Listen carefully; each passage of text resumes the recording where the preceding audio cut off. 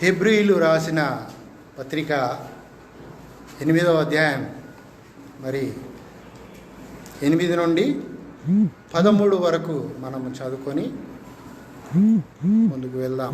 అయితే ఆయన అపేక్షించి వారితో ఇలాగూ చెప్పుచున్నాడు, ప్రభువు ఇట్లనెను, ఇదిగో యొక్క కాలము వచ్చుచున్నది, అప్పటిలో ఇశ్రాయేలు ఇంటి వారితోనూ యూదా ఇంటి వారితోనూ నేను క్రొత్త నిబంధన చేయుదును. అది నేను ఐగుప్తు దేశములో నుండి వీరి పితరులను వెలుపలికి రప్పించుటకై వారిని చెయ్యి పట్టుకొనిన దినమున వారితో నేను చేసిన నిబంధన వంటిది కాదు. ఎలయనగా వారు నా నిబంధనలో నిలవలేదు గనుక నేను వారిని అలక్ష్యము చేసి తిని. ప్రభువు చెప్పుచున్నాడు, ఆ దినములైన తర్వాత ఇశ్రాయేలు ఇంటి వారితో నేను చేయబోవు నిబంధన ఏదనగా వారి మనస్సులో నా ధర్మ విధులను ఉంచెదను, వారి హృదయముల మీద వాటిని వ్రాయుదును. నేను వారికి దేవుడనై యుందును, వారు నాకు ప్రజలై యుందురు.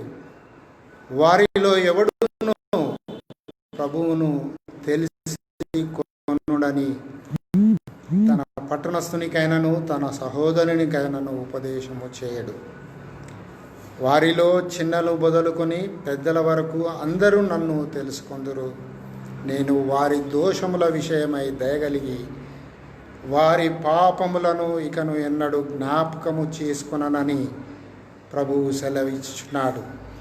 ఆయన క్రొత్త నిబంధన అని చెప్పుట చేత మొదటిది పాతదిగా చేసి ఉన్నాడు. ఏది పాతగిలి ఉడిగిపోవునో అది అదృశ్యమగుటకు సిద్ధముగా ఉన్నది. చిన్న ప్రార్థన. దయగల దేవ, కృపగల తండ్రి, మరొకసారి మా ప్రభు దినములో సంఘముగా మిమ్మల్ని ఆరాధించే ధన్యత మీరు ఇచ్చినందుకు స్తోత్రములు. ఆరాధనంతటిలో మీరు మహిమ పొందినందుకు వందనాలు, మీ నడిపింపుకు వందనాలు. అలాగే నాయన, మీ వాక్యం చదువుకున్నాం ప్రభువా. మరి అల్పుడను బలహీనుడను, ఏ యోగ్యత లేనివాడను నాయన. మరి వాక్యాన్ని నాయన మీరే దీవించి ఆశీర్వదించి పంచిపెట్టండి, మీ గురుగా మాట్లాడండి. మీ ఆత్మ సహాయము బలహీనుడైనటువంటి నాకు దయచేసి మహిమ పొందమని. హెబ్రీ గ్రంథం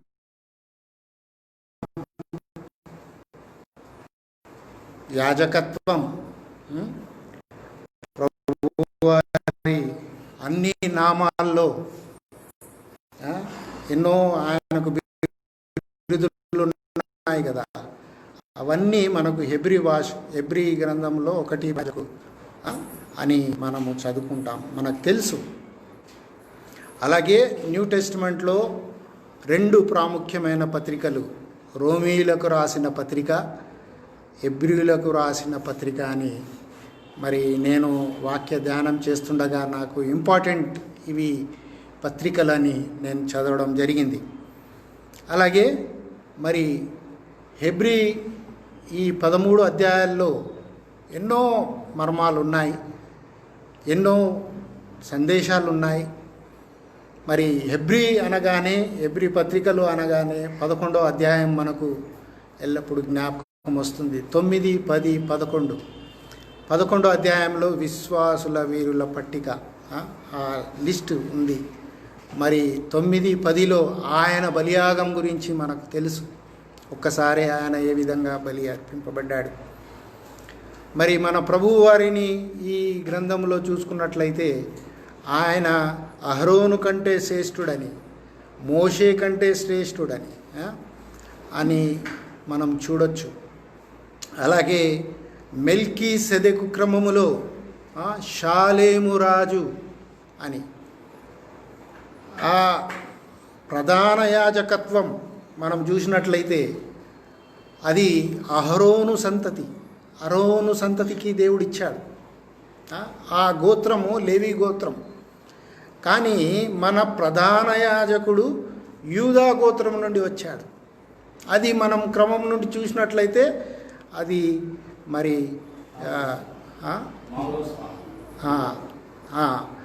ఆ స్థానంకి మన ప్రభు వచ్చారు.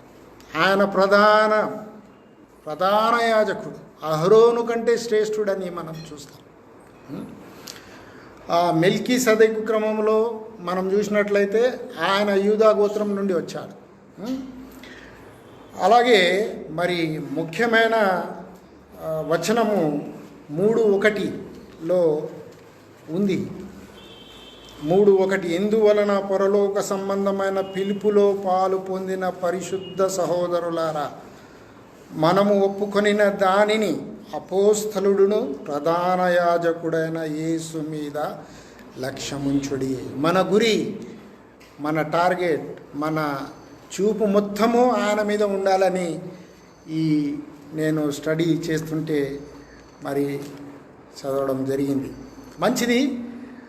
2 వారాలుగా మన పెద్దలు సాంబాబు అంకుల్ గారు ఎవ్రీ గ్రంథం పైన బైబిల్ స్టడీ ఎవ్రీ సండే అతను తీసుకుంటా ఉన్నారు. అది నేను 2 సండేలు అటెండ్ చేశాను.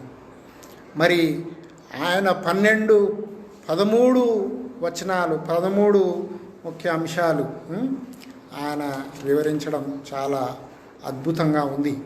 ఎందుకంటే అనుభవం గల సేవకులు ఎంతో ప్రభు సన్నిధిలో గడిపి ఆ యొక్క నిచోడు మనం ఏమంటామంటే దాని యొక్క సారం మనకు వినిపిస్తాం. మరి నేను ధ్యానం అప్పుడు నాకు ఈ యొక్క అధ్యాయం నుండి మరి దేవుడు కొన్ని మాటలు ఇచ్చాడు. వీరి పితరులను వెలుపలికి రప్పించుటకై వారిని చెయ్యి పట్టుకొనిన, అంటే చెయ్యి పట్టుకొను ఒకటి. రెండవది, వారి మనసులో నా ధర్మ విధులను ఉంచెదను, వారి హృదయముల మీద వాటిని వ్రాయుదును. చూడండి, ఆయన రాస్తా అన్నాడు. మరి అలాగే 12వ వచనంలో వారి దోషములమై దయగలిగి వారి పాపములను ఇక ఎన్నడూను జ్ఞాపకము చేసుకునని ప్రభువు సెలవిచ్చుచున్నాడు. ఇది ఈ 3 వచనాలు నేను నిమిషాలు మీతో షేర్ చేసుకుంటాను. అంతేకాక ఈరోజు ఆరాధనలో కూడా దేవుని నడిపింపు, నిజంగా ఆ నడిపింపు బ్రదర్ గారు నిబంధన గురించి చెప్పారు. నిబంధన అనే పదం వాడుకలోకి వచ్చింది. ఇక్కడ మనం చూసినట్లయితే నిబంధన, అలాగే రాజు, ఆయన యొక్క దూర వస్త్రం గురించి కూడా మనం ఆరాధనలో విశ్లేషణలో విన్నాం. అదే మరి రాజు మెల్కీసెదెకు క్రమము నుండి వచ్చిన రాజు, మన షాలేము రాజు. ఈ విధంగా మనము ఆరాధనలో ప్రభు మనల్ని నడిపించాడు. మంచిది. క్రొత్త నిబంధన చేయుదును ఇశ్రాయేలు ఇంటి వారితోనూ యూదా ఇంటి వారితోనూ. ప్రభువు లార్డ్. ఈ ప్రభు అనే బోల్డ్ లెటర్స్లో ఉంటే మనం చూసినట్లయితే లార్డ్ అని, యావే దేవుడు, అదోనై దేవుడు అని. పాత నిబంధనలో మనం చూసినట్లయితే యెహోవా అని ఏదైతే బోల్డ్ ఉంటుందో దానికి ట్రాన్స్లేషన్ ఏ పదం నుండి తీసుకున్నారంటే యావే. అదోనై అనగా యావే కంటే తండ్రి దేవునికి అది సూచనగా ఉంది. ఇది ప్రభువు అనే పదం మనం చూసినట్లయితే లార్డ్ అని ఉంటుంది. ఇది మనము గమనించవచ్చు. ఇక్కడ మనం చూసినట్లయితే అప్పటిలో ఇశ్రాయేలు వారితో యూదా వారితోనూ, అంటే 2 గోత్రాలు, ఇశ్రాయేలు గోత్రం నుండి వచ్చిన 12 జనాంగం వారితో చేసినటువంటి ఆయన నిబంధన చేశారు. ఆయన నిబంధన, మనము పాత నిబంధన నుండి నిబంధన గురించి మనం చూసినట్లయితే ఆయన ఫస్ట్ ఆది కాండములో మనకు నిబంధన అక్కడ గుర్తుకు వస్తుంది. జెనసిస్ ఆదికాండం 1:26లో అది ఆదాముతో చేసిన నిబంధన. అలాగే తర్వాత 3:14లో 3:14-15లో అక్కడ చేసిన నిబంధన, నోవాహుతో చేసిన నిబంధన 9:1లో మనం చూస్తాం. అది నోవాహు వంశావళి నుండి ప్రభువారు వచ్చారు కదా, గ్రేటెస్ట్ సన్ ఆఫ్ షేమ్ నుండి మన ప్రభువు వచ్చారు. దాని తర్వాత అబ్రహాముతో చేసిన నిబంధన, అలాగే మోషేతో చేసిన నిబంధన, మోషేతో చేసిన నిబంధన అబ్రహాం ఆదికాండం 15-18లో ఉంటుంది. అలాగే ఎక్సోడస్ నిర్గమకాండము 19:25, అలాగే గలతియన్స్ 3:10-13 వరకు దాని నూతన గ్రంథంలో దాని విశ్లేషణతో ఉంది. పాలెస్టీనియన్ కవనెంట్ ఇది ద్వితీయోపదేశకాండము 33లో ఉంది. అలాగే 28:1-39లో ఉన్నది. అలాగే దావీదుతో చేసిన నిబంధన, దావీదుతో చేసిన నిబంధన 2 సమూయేలు 7:16లో మనం చూస్తాం. ఇవి నేను షార్ట్గా కొంచెం చదివి మీకు వినిపిస్తూ ఉన్నాను. ఎందుకంటే దేవుడు ఏ విధంగా ఆయన నిబంధన చేసుకుంటూ వచ్చాడు. ఆయన నమ్మదగిన దేవుడు, ఆయన నిబంధనను నెరవేర్చే దేవుడై ఉంటా ఉన్నాడు కదా. దాని తర్వాత కొత్త నిబంధన మనం చూసినట్లయితే అది ప్రభు అయిన యేసుక్రీస్తులో అది మనకిచ్చాడు. మన ప్రభు మత్తయి 26:26లో మనం చూసుకోవచ్చు. ఆయన ఎప్పుడైతే ఆ కడవరి క్షణాలు రోజు ఆ యొక్క మనం మొదటి కొరింథీలో కూడా మనం చదువుకుంటాం 11:25, అది కంటిన్యూస్గా ఆరాధనలో నన్ను జ్ఞాపకం చేసుకున్నటకై దీనిని చేయుడని చెప్పాను. ఆ యొక్క నిబంధన అది మనకిచ్చాడు కదా. ఆ నిబంధన మరి మనము కంటిన్యూగా చేస్తూ ఉన్నాం. పాతయన్నీ కూడా ఎట్లా ఉన్నాయంటే ఆ భయముతో కూడినవి. అది మానవులకు చూసినట్లయితే భయము ఆ నిబంధనకి కారణం. పాపాని కోసము బలి ధర్మశాస్త్రం ప్రకారంగా మనము అర్పించాలి అనేది వాళ్ళకి ఇశ్రాయేలీలకు ఉన్నది. కాబట్టి వారు ఎవ్రీ ఇయర్ వాళ్ళు యెరూషలేంకి వెళ్ళేవారు, ఆ బలి అర్పణలు చేసేవారు. కానీ అక్కడ కండిషనల్ ఉంది, నువ్వు ఇది చేయాలి, ఇది చేస్తే నేను ఇది చేస్తా అది. కానీ న్యూ టెస్టిమెంట్ కవరెంట్ ప్రకారంగా మనకు చూస్తే అది లేదు. న్యూ టెస్టిమెంట్ కవరెంట్ ప్రకారం నేను చేస్తాను అన్నాడు. హెబ్రీ 8:10లో మనం చూస్తాం. అలాగే హెబ్రీ 8:12లో అవి అన్నీ కూడా మనము చూస్తాం. మంచిది. ఇక్కడ మనం చూసినట్లయితే ఐగుప్తులో నుండి వారిని తీసుకొని వచ్చాడు. ఇశ్రాయేలీయులను తీసుకొని వచ్చినప్పుడు వారు కాదేశు దీంట్లో ఆ అరణ్యంలో వారు ఆయనకు విరుద్ధంగా చేసిన దానికి ఆయన వారినందరినీ ఆ యొక్క కానానికి రాకుండా ఆ అరణ్యంలో తీసేసాడు. మరి ఎవరైతే నమ్మారో వారిద్దరే కదా, యెహోషువ కాలేబు వాళ్ళిద్దరే అక్కడికి వెళ్ళారు. ఆ మనము గమనించవచ్చు. మరి వీరి పితరులను వెలపలికి రప్పించుటకై వారిని చెయ్యి పట్టుకునిన దినమున వారిని చెయ్యి పట్టి నడిపించాడు. వారికి ప్రతీవి సమకూర్చాడు దేవుడు. వారికి నీళ్ళు, ఆహారము, నీడ, మళ్ళీ రాత్రి చలిలో వారికి వెచ్చదనం, అవన్నీ దేవుడు ప్రొవైడ్ చేశాడు. దాని తర్వాత మనం చూసినట్లయితే వారి అంతే నిబంధన చేశాడు. దానికి బదులుగా ఆయన ఏమంటా ఉన్నాడు, నేను చేయబో నిబంధన ఏదనగా వారి మనస్సులో నా ధర్మ విధులను ఉంచేదను, వారి హృదయముల మీద వాటిని వ్రాయుదును. ఈనాడు ప్రియులారా, విశ్వాసులారా, మరి సహోదర సహోదరిలారా, మరి నీ నిబంధన నా నిబంధన, మనము ప్రభుతో ఎప్పుడైతే మనము రక్షణ పొందాం కదా, రక్షణ పొందిన తర్వాత మనం ఒక నిబంధన చేసుకున్నాం దేవునితో. ఆ దేవునితో మనం నిబంధన చేసుకున్నాం. ఇప్పుడు ఆ నిబంధనలో మనం ఉన్నామా? ఆ నిబంధనలో మనం కొనసాగుతూ ఉన్నామా?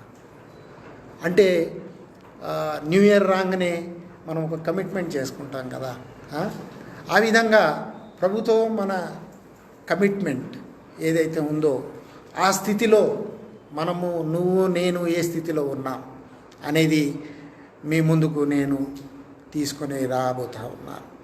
మన ఒక ప్రశ్నగా మనము మన జీవితాలను, విశ్వాసులమైనటువంటి మనం ఆ యొక్క జీవితాన్ని, మన జీవితాన్ని మనము సరిచేసుకొని, మనలో ఏమన్నా ఉంటాయి మనుషులం, అవి సారికి ఆ నిబంధన గుర్తు చేసుకొని మనం ప్రభువులో ఇంకా ఎదుగుతూ ముందుకు వెళ్ళాలని ఆయన ఆశిస్తూ ఉన్నాడు. అంతేకాకుండా మరి మన మనస్సులపైన ఆయన ధర్మ విధులు, ఆయన వాక్యం, ఆయన ఇచ్చిన మరి పవిత్ర గ్రంథం మరి అది ఉండాలని ఇక్కడ మనం చూస్తూ ఉన్నాం. అప్పుడు చేస్తే ఆనాడు వారికి మోషే ద్వారా ఇచ్చినటువంటి నిబంధన అది తీసివేయబడింది కదా. మనకు ఇప్పుడు ఏంది, మనకు ఇచ్చిన ధర్మశాస్త్రం, ప్రభు మరి నూతన నిబంధన ఆజ్ఞ, నిన్ను వలె నీ పొరుగు అన్ని ప్రేమించు, పూర్ణ హృదయముతో పూర్ణ ఆత్మతో నీ ప్రభువుని సేవించు, ఆరాధించు అనేది నూతన నిబంధనలో ప్రాముఖ్యమైనది. ఇచ్చిన 2 ఆజ్ఞల్లో అది మరి ఆ యొక్క కవనెంట్ మనము ఎప్పుడైతే మరి చూసుకున్నామో, చేసి మరి ఆ యొక్క కవనెంట్ని మనము స్థిరపరిచి మరి ముందుకు వెళ్ళవలసిన వారుగా ఉన్నాము. మంచిది. మనం చూస్తాము కింద, నేను 12వ వచనంలో, నేను వారి దోషముల విషయమై దయగలిగి వారి పాపములను ఇక ఎన్నడూ జ్ఞాపకము చేసుకొనని ప్రభు సెలవిస్తూ ఉన్నాడు. ఈ మాట ఎంత మంచిగా భక్తుడైన దావీదు 103వ కీర్తనలో స్పష్టంగా అక్కడ మనం చూసుకోవచ్చు. ఏమంటాడు, మా అతిక్రమములను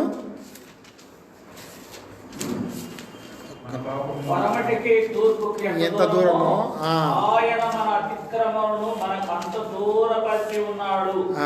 చూడండి. మన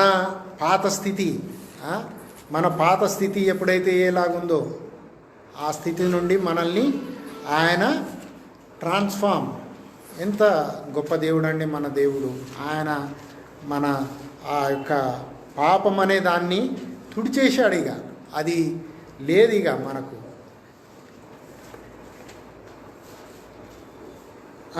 చూడండి 10వ వచనం నుండి, మన పాపములను బట్టి మనకు ప్రతీకారము చేయలేదు, మన దోషములను బట్టి మనకు ప్రతిఫలం ఇయ్యలేదు. భూమి కంటే ఆకాశం ఎంత ఉన్నతంగా ఉన్నదో ఆయన యందు భయభక్తులు గల వారి ఎడల ఆయన కృప అధికముగా ఉన్నది.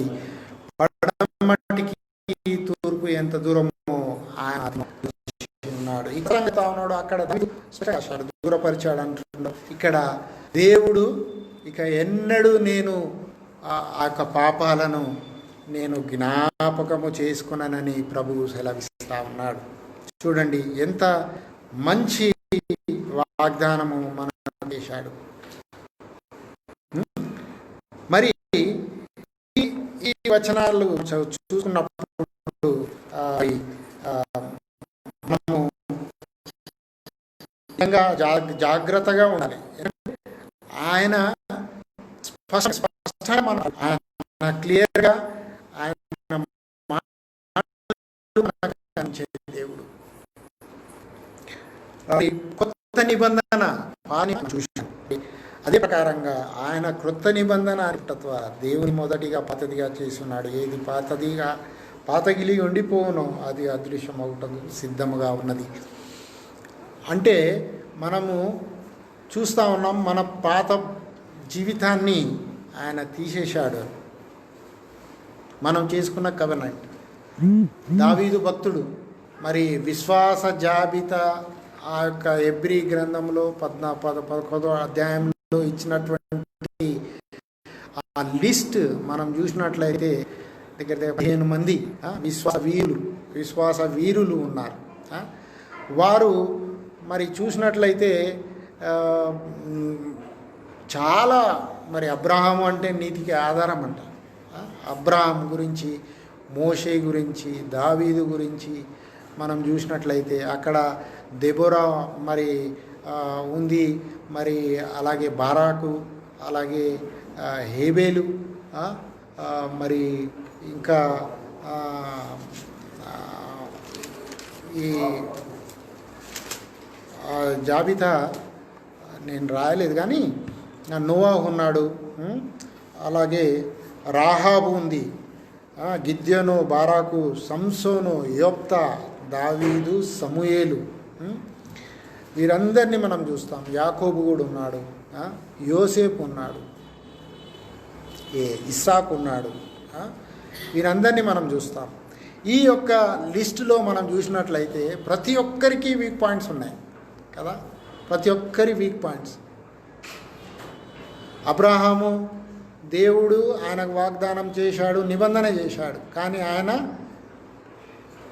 షేక్ అయ్యాడు. షేక్ అయ్యి మరి ఇష్మాయేలు మొదటిగా ఆయనకు పుత్ర సంతానం కలిగింది, కానీ అది ఆయనకు దేవుడిచ్చిన వాగ్దానం కాదు. అలాగే మనము దావీదు గురించి చూస్తాం. దావీదు కూడా పాపంలో పడిపోయాడు. అలాగే మరి గిద్యోను గురించి చూసినట్లయితే గిద్యోను చాలా పిరికివాడు. ఆయన న్యాయాధిపతిగా ఉన్నప్పుడు దేవుడు ఆయనతో మాట్లాడుతూ ఉన్నాడు. మరి దేవుణ్ణి నువ్వు ఇంకా కన్ఫర్మ్ చేసుకోనికి 2-3 సార్లు ఆయన కండిషన్స్ పెట్టాడు గిద్యోను. అయినా కానీ దేవుడు అది గురించి చెప్పాడు. మరి నమ్మకుండా రాహాబు విశ్వసించింది.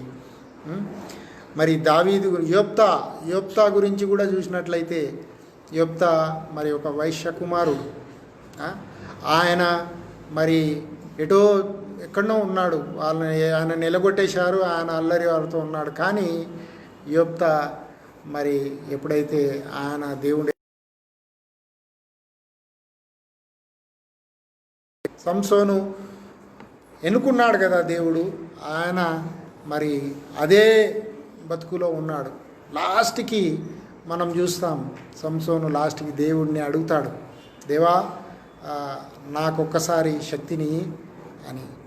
ఆ రోజు ఒక్కరోజే ఆయన ఎంతమందిని ఆయన అప్పుడే దగ్గర 3,000 మందికి పైగా వారిని వధించినట్లు మనం ఎదుగుదాము.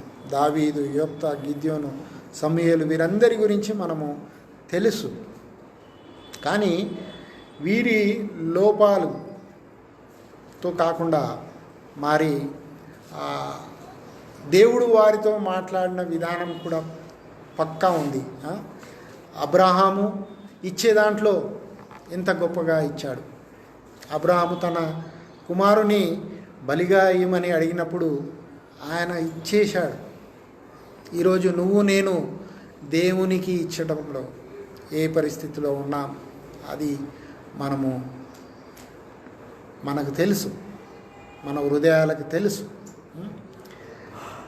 ఇచ్చడం అంటే ఓన్లీ డబ్బే కాదు. ముందు కొన్ని రోజులు ప్రేయరు, జస్ట్ ప్రేయరే అంతే, ఇంకా బైబిల్ ధ్యానం లేదు. ఆ విధంగా పరిస్థితిలో ఉన్నా. అన్న నాకు లాస్ట్ 2-3 టైమ్స్ అన్న అంటనే ఉన్నాడు, బ్రదర్ మీరు సిద్ధపడండి సిద్ధపడండి.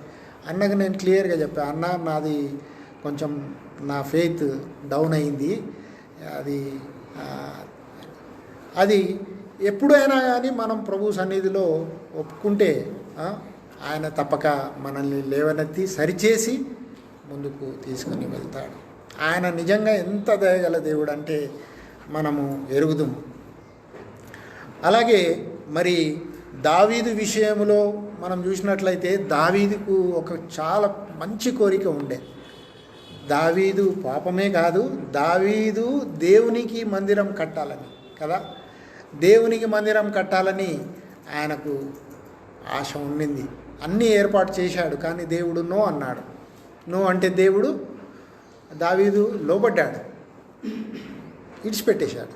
మందిరము సొలొమోను కడతాడని చెప్పినప్పుడు ఇడిచిపెట్టాడు. అలాగే మాట్లాడే దేవుడు మన దేవుడు. నీతో నాతో మనం ఎప్పుడైతే వాక్యాన్ని ధ్యానిస్తూ ఉంటామో తప్పక కొన్ని మనకు ఏవైతే ఇష్టాలు ఉంటాయో వాటి విషయంలో మనం ప్రభు సన్నిధిలో పెట్టినప్పుడు ప్రభు ఆన్సర్ ఇస్తాడు. కొన్నిటికి చాలామంది చెప్తారు, పెద్దలు అనుభవంతో ఉన్నవారు, కొందరికి ఇమీడియట్గా వస్తుంది, కొన్నిటికి రాదు తొందరగా ఆన్సర్. ఆ విధంగా మనము మన విశ్వాస జీవితంలో మనము ముందుకు వెళ్ళవలసిన వారంగా ఉన్నాం. మరి మోషే గురించి కూడా మనం జ్ఞానం చేస్తే, మోషే కూడా ఆ కానానికి వెళ్ళాలని ఎంతో ఆశ కలిగి ఉన్నాడు, కానీ నో అన్నాడు దేవుడు. నో అంటే నో, అంతే. ఇక ఆయన వెళ్ళలేదు. మరి మన జీవితంలో మనము దేవుని పట్ల మరి ఆ నిబంధన చేసుకొని ఉన్నాం కాబట్టి మన యొక్క నిబంధనలో దేవుని మాటలు గైకొనుట కూడా ఒక ఆజ్ఞ ఉంటుంది. ఎందుకంటే ఇక్కడ మనం చూసినట్లయితే పాత నిబంధన ధర్మశాస్త్ర ప్రకారం మనం చూసినట్లయితే మీరు ఇది చేస్తే నేను అది చేస్తా అని అక్కడ కండిషన్స్ ఉండేవి. మరి ఈనాడు మన స్థితిని మనం ఎరుగుదుము.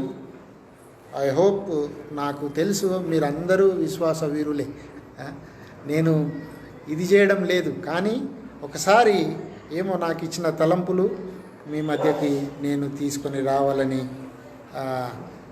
ఆశపడతా ఉన్నాను, ఇష్టపడతా ఉన్నాను. మరి ఇచ్చే దాంట్లో సమర్పణ విషయములో మరి అలాగే లోబడుటలో వీటన్నిటిలో మనము వీరి జీవితాలను మనం చూసినట్లయితే నిజంగా మరి వారు ఎలాగూ నమ్మకంగా ఉన్నారు. అలా కూడా మనము ఈనాడు ఉండవలసిన వారమై ఉంటున్నాము. మరి అలాంటి అనుభవము మనము ఉండి ముందుకు వెళ్ళాలి. యూదా రాసిన పత్రికలో మరి ఇక్కడ నేను ఒక వచనం చదువుతానండి. మొదటి 2 వచనాలు, యేసు క్రీస్తు దాసుడును యాకోబు సహోదరుడునైన యూదా తండ్రి అయిన దేవుని యందు ప్రేమింపబడి యేసు క్రీస్తునందు భద్రము చేయబడి పిలువబడిన వారికి శుభమని చెప్పి, ఇక్కడ యేసు క్రీస్తునందు భద్రము చేయబడి పిలువబడిన వారు, మనము పిలువబడిన వారము, ఎక్లేషియా, మనము సపరేటెడ్ పీపుల్, పిలువబడిన వారం, లోకం నుండి సపరేట్ చేయబడిన వారం. అలాగే యేసుక్రీస్తు ద్వారా మనము భద్రము చేయబడిన వారం. అది గమనించవలసిన మాట. మరి ఆనాడు చూడండి, విధేయతకు ఎంత మంచిగా అబ్రహాము విధేయత చూపించాడు. ఇప్పటికీ అబ్రహాము పేరుంది. అలాగే దావీదు ఇప్పటికీ ఆయన పేరు వస్తుంది. నోవాహు గురించి పేరు వస్తుంది. వీరు ఎవరైతే ఉన్నారో వారిని దేవుడు తన గ్రంథములో, జీవ గ్రంథములో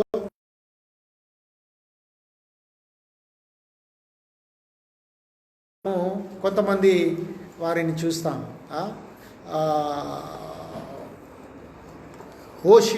ఓషియా గురించి కూడా మనం చూసినట్లయితే ఓషియాని దేవుడు అంటాడు, నువ్వు వేశ్యతో వివాహం చేసుకో. ఆ ప్రవక్త ఓషియా, చిన్న ప్రవక్త, ఆయన మాట విన్నాడు. మళ్ళీ ఒకసారి ఆమె వెళ్ళిపోతుంది, రెండోసారి పోయి, ఒకసారి 2 సార్లు 3 సార్లు ఆవిడ పోయినా కానీ పోయి తీసుకురా అంటాడు. ఎట్లా ఎంత లోబడ్డాడు ఓషియా గురించి మనం చూస్తే నిజంగా అది కమిట్మెంట్, దేవునితో చేసుకున్న కవనెంట్. ఆయన నో అనలేదు కదా, ఆ విధంగా ఉన్నాడు. మరి అలాగే మరి యోనా గురించి చూస్తే, యోనాకి ఇచ్చిన దేవుడు నువ్వు నినివేకి పోమంటే ఆయన ఇటుపోయాడు, మన తర్షీషుకు పోయాడు. తర్షీషుకు పోతే ఇడిచిండా దేవుడు? ఇడవలేదు కదా. అలాగే నిన్ను నన్ను కూడా దేవుడు ఇక్కడ పిలువబడిన వాడు, నువ్వు నేను పిలువబడిన వారం. ఎక్కడ దేని ద్వారా? ఆయన పిలుపు, ఆయన పిలుచుకున్నాడు. అంతేకాకుండా మనల్ని నిన్ను నన్ను యేసునందు భద్రము చేయబడ్డాం. దానికి వెల ఆయన చెల్లించాడు.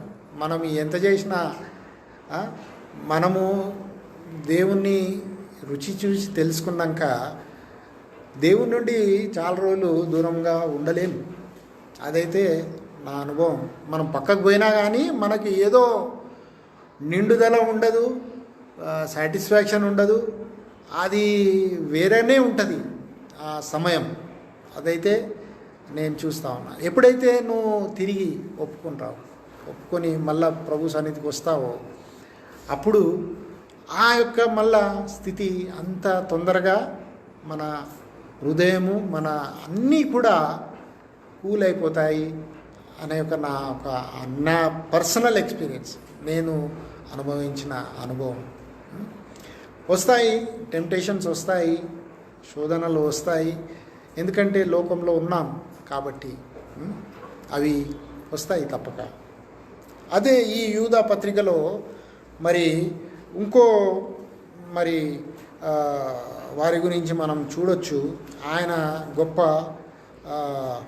గొప్పవాడు. ఆయన గురించి ఈ హెబ్రీయుల పత్రికలో కూడా మరి మనకు తెలుసు. అతడు హనోకు గురించి. ఇక్కడ హనోకు ఆనాడే దేవునితో నడిచాడు. ఇక్కడ యూదా పత్రికలో మనం చూసినట్లయితే ఇక్కడ ఆయన 2వ రాకడ గురించి హనోకు ప్రవచనం చేస్తున్నట్లు మనం చదువుతాం. చదవండి. అందరికీ తీర్పు తీర్చుటకును వారిలో భక్తిహీనులందరూ భక్తిహీనముగా చేసిన వారి భక్తిహీన క్రియలన్నిటిని గూర్చి భక్తిహీనులైన పాపులు తన విరోధంగా చెప్పిన కఠినమైన మాటలన్నింటిని గూర్చి వారిని ఒప్పించుటకు ప్రభు తన వేవేల పరిశుద్ధుల పరివారంతో. చూడండి, ఇంకా మొదటి ప్రభువారి రాకడనే రాలేదు, కానీ హనోకు ఇక్కడ ప్రభువారి 2వ రాకడ కొరకే అక్కడ ప్రకటిస్తున్నాడు. అంటే ఆయన దేవునితో నడిచాడు కాబట్టి ఆయన చూడండి, ఆయన స్టాండర్డ్ ఆఫ్ ఫెయిత్ ఏ విధంగా ఉంది అనేది మనం చూడొచ్చు. దేవుడు ఏ విధంగా ఆయన ద్వారా మరి మాటలు పలికించాడు. పరిశుద్ధాత్మ దేవుడు, త్రియేక దేవుడు ఆయనను వాడుకున్నాడు అని మనం చూస్తాం. అలాగే మరి ఆదాము మరి వంశావళిలో నుండి మనం చూసినట్లయితే ఇక్కడ మనము ఎరుగుదుము ఆయన వంశావళిలో మరి ఇది అధ్యాయంలో మనము ఇది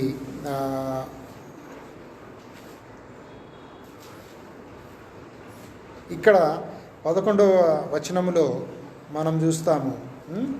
ఇక్కడ 11:12లో కయ్యను, బీలాము, కోరాహు ముగ్గురు వ్యక్తులు వీళ్ళంతా అగెయిన్స్ట్ పీపుల్ కదా. ఈ ఈ వీరి జీవితాలను మనం చూసినట్లయితే దేవుని మాటకు, లోకానికి, పదవికి వారు విరుద్ధంగా నడిచినట్టు మరి మనం ఎరుగుదుము. దానికి మరి వారికి రావాల్సింది వారికి వచ్చింది. యాక్చువల్లీ కయ్యను ఒక నామినల్ క్రిస్టియన్గా ఉన్నట్టు ఈ యొక్క ఆయన గురించి చూస్తూ ఉన్నాం. నామినల్గా ఉన్నప్పుడు అన్నీ వస్తాయి కదా, కోపం వస్తుంది, ఇది వస్తుంది, ఈర్ష, ద్వేష, ఇవన్నీ. అది ఆయన మరి బిలాము ఆ యొక్క డబ్బుకి, కోరాహు ఏమో మనం తెలుసు మోషేకి ఆ యొక్క విరుద్ధంగా మరి చేశాడు.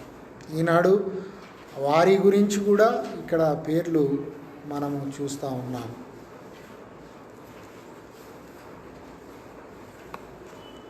మరి ఈనాడు మరి దేవుడు మనకిచ్చినటువంటి వాక్యములో మరి వారిని చెయ్యి పట్టుకొనిన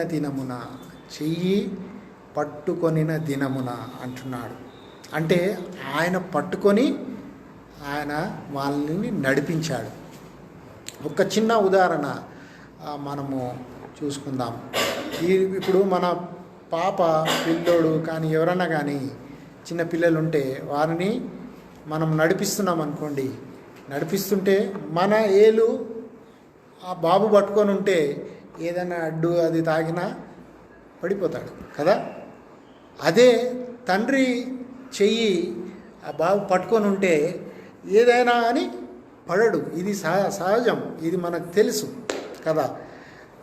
ఇక్కడ చూసినట్లయితే మరి నా చెయ్యి మనము ఎక్కడుంది? మన చెయ్యి ప్రభు చెయ్యిలో ఉందా? ప్రభువు మనల్ని పట్టుకున్నాడా? నువ్వు పట్టుకున్నావా? అది మనము గుర్తించవలసిన వారం. మన సమస్తాన్ని ప్రభువుకి అప్పగించేసి మన జీవితాన్ని మనల్ని ఆయన పట్టుకొని నడిపించాలని మనము ఈరోజు తెలుసుకోవాల్సిన విషయమై ఉంటున్నది. ఆయన చెయ్యి పట్టుకుంటే ఇక మనకి ఏమీ కొదవ ఉండదు, ఏ భయం ఉండదు, ఏ త్రొట్టిల్లు ఉండదు, ఏవి తక్కువ ఉండవు. ఎందుకంటే ఆయన అంతేకాకుండా మరి నేను ఈ వారి మనస్సులో నా ధర్మవిధులను ఉంచెదను, వారి హృదయముల మీద వాటిని వ్రాయుదును అంటా ఉన్నాడు. మన హృదయాలపైన, మన మనస్సులో ధర్మశాస్త్రం బదులు దేవుడిచ్చిన మనకు దేవుని పరిశుద్ధ గ్రంథం మనకు అదే ఆధారమై ఉండాలని ప్రభువు కోరుతూ ఉన్నాడు. మనము దానికి లోబడి ఉండాలి. ఎందుకంటే మరి మాథ్యూ 6:8 మనం తెలుసు ఆ యొక్క కొండ మీది ప్రసంగంలో హృదయ శుద్ధి గలవారు ధన్యులు, వారు దేవుని చూచెదరు. హృదయ శుద్ధి. మరి మన హృదయం ఎలాగున్నదనేది ఆయనకు తెలుసు కదా. 139వ కీర్తనలో మనం చూస్తాం. నువ్వు ఎక్కడికి పోయినా కానీ ప్రభు దావీదు అంటా ఉన్నాడు, నువ్వు అక్కడ ఉన్నావు. కాబట్టి మనము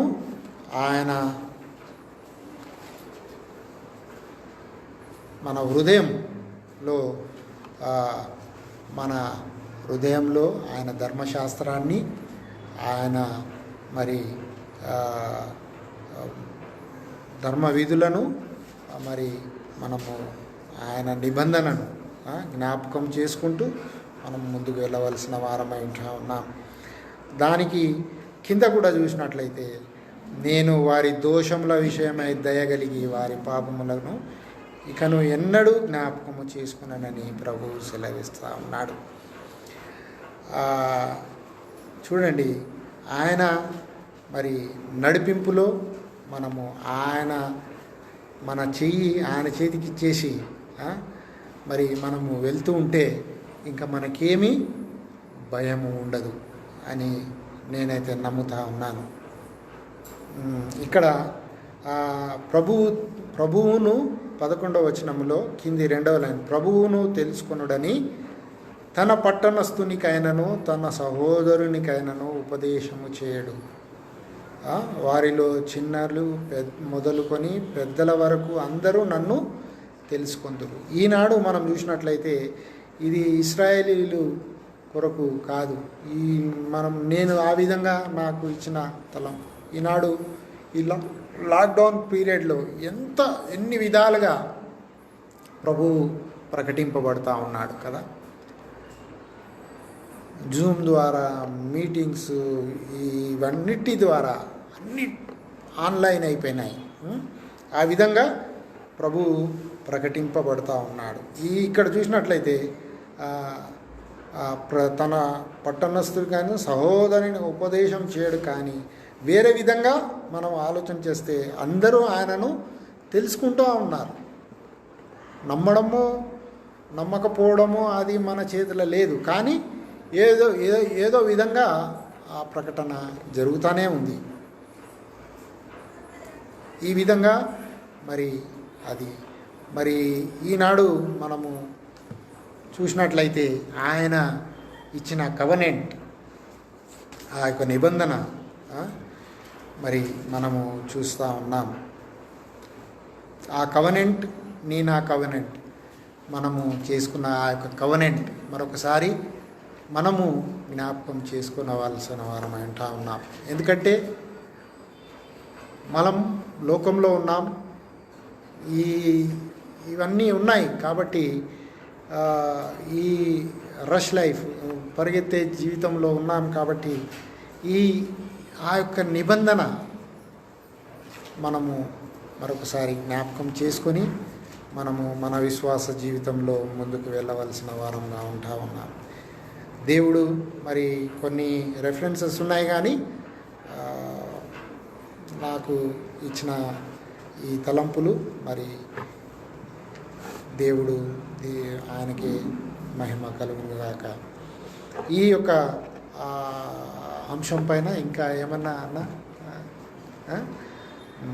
అది ఆ విశ్లేషణ, దేవుడిచ్చిన ఈ యొక్క కవనెంట్, దేవుడు ఇశ్రాయేల్తో ఇచ్చిన కవనెంట్, మనం చేసుకున్న ఆ యొక్క కవనెంట్ మనది ఎలా ఉంది, ప్లస్ మన నడవడి, మన జీవితం యొక్క గురి ప్రభు తట్టు ఉంటూ మనము ప్రభు సాక్షులుగా జీవించబద్దులమై ఉంటా ఉన్నాము. దేవుడు ఇచ్చిన ఇక చిన్న తలంపులను బట్టి ఆయనకు మహిమ కలుగునుగాక. ప్రార్థన.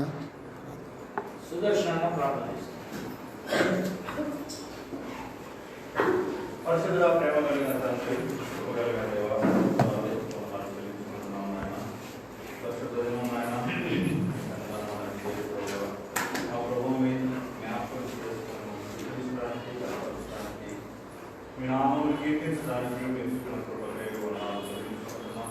దేవా, మీ మాట్లాడారు అయ్యా, నిబంధన మా ప్రభావం అందరినీ నిబంధనలో చెల్లించుకుంటున్నాం. విడుదలగా ప్రజలుగా మమ్మల్ని అలాగైనా అన్ని విషయాలు అయ్యా మేము పడిపోయినప్పుడు కూడా అయ్యా మమ్మల్ని తీర్చి లేవనెత్తిన దేవుడు అవునైనా మీ కృప అయ్యా ఎల్లప్పుడూ మా వైపు అయ్యా ఏ స్థితికైనా ఏ పరిస్థితికైనా సాధన దేవుడు అయ్యా మేము లేని ప్రభువా మరి ఈ జీవితం కానీ ప్రభువా ఊహించుకోలేని స్థితి మేము చూసుకున్నట్టుగా పేరు స్తోత్రాలు ఒక బిడ్డను బట్టి స్తోత్రాలు చెల్లించుకుంటున్నాం. అయ్యా జ్ఞాపకం చేసుకోండి, అయ్యా సంఘాన్ని జ్ఞాపకం చేసుకుని సంఘంలో ప్రతి కుటుంబాన్ని పేరు పేరున పాదాలు ఎత్తుపడుతున్నాం. ఆయన దయచేయండి. ఏ కుటుంబంలో ఎటువంటి అవసరాలు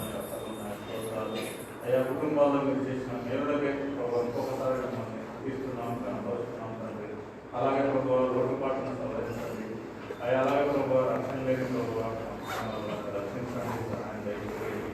చిన్నపిల్లలను జ్ఞాపకం చేసుకోండి,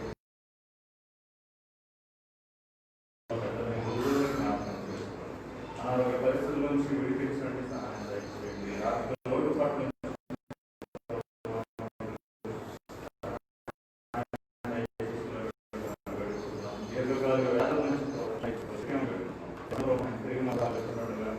మరలా మీ పాద సన్నిధానంలో కూడుకున్న పర్యంతం మీ రక్షణ హస్తం మాకు తోడించి అయా మమ్మల్ని రక్షించి కాపాడాలి. మా ప్రియ ప్రభు రక్షకుడు యేసు క్రీస్తు వారి నామమున ప్రార్థించి అడిగి వేడుకుంటున్నాం తండ్రి. ఆమేన్. తండ్రి అయిన దేవుని దయ, ప్రభు అయిన యేసు క్రీస్తు వారి కృప, పరిశుద్ధాత్మ అన్యోన్య సహవాసం చేరువచ్చిన వారికి, వాక్యం అందించిన మీ దాసునికి ఇప్పుడు ఎల్లప్పుడు సదాకాలం తోడైండి ఆదరించును గాక.